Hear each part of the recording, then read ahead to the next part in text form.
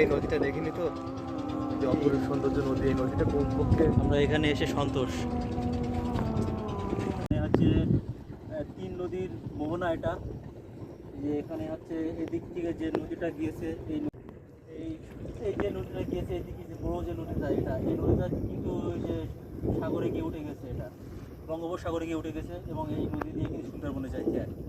এবং আমার এই যে বাঁ সাইডে যে নদীটা গিয়েছে, এই নদীটা কিন্তু বাসতলা বাজারের যে নদীটা আছে, গলগেশিয়া নদী, গলগেশিয়া নদীর দিকে চলে গেছে এই নদীটা। আর এটা সাতক্ষীরা জেলার আশাশুনি থানার ভোলা ইউনিয়ন।